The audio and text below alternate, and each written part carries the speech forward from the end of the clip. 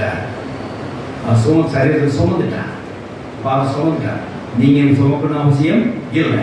அடுத்த வாசிங்கன்னா அப்படி பாவம் சுமந்தீங்கன்னா இயேசுக்கு வாங்கன்னு சொல்லி தேவன் சொல்ற வாசிக்கிறான். மத்திய 11:28 வருத்தப்பட்டு பாரம் சுமக்கிறவர்களே நீங்கள் எல்லோரும் எடுத்து வாருங்கள், நான் உடைய எதிர்பார்த்துருவேன். ஹல்லேலூயா. நீங்க பார்த்து ஓட முடியாது, இழைச்சி போயிடுவீங்க, மூச்சு வாங்கும், நின்று போயிடுவீங்க, தங்கிடுவீங்க, ஒரு ஸ்டெப்ல எடுத்து வைக்க முடியாது. என்னோட வாங்க, நான் என்ன செய்வேன், அட்வைஸ் கொடுப்பேன், நான் உங்களுக்கு பாரத்தை தாங்குவேன். நீங்க என்ன செய்யலாம், ரிலாக்ஸா நீங்களாம் போகலாம் அப்படின்னு சொல்லி கர்த்தர் அட்வைஸ் கொடுக்குறாங்க. வாசிக்கலாம். அடுத்தது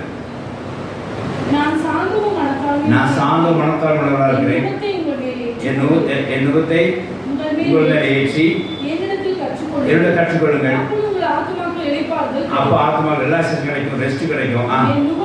என் நுகம் மெதுவாக இருக்கும், என் சுமை லெதுவாயும் லெதுவாக இருக்குன்னு சொன்னேன். ஹல்லேலூயா. இந்த பாரந்தவர்களை மாடு மேலே நுகம் கட்டிப்பாங்க பாருங்க. ஒரு மாடு முகத்தை போட கஷ்டமாக இருக்கும், கூட ஒரு மாடு வந்து ஒரு முகத்தை சேர்த்துன்னு சொல்கிறது மாடுக்கு பாரம் தெரியாது. அதுபோல் அவர் முகத்தை நம்ம என்ன செய்யணும், நம்ம மேலே வச்சுட்டு அது பாரத்தை வச்சுக்கணும், குறைச்சிக்கணும், அது தூக்கிட்டே போகல. அப்போ என்ன அர்த்தம்னா இயேசு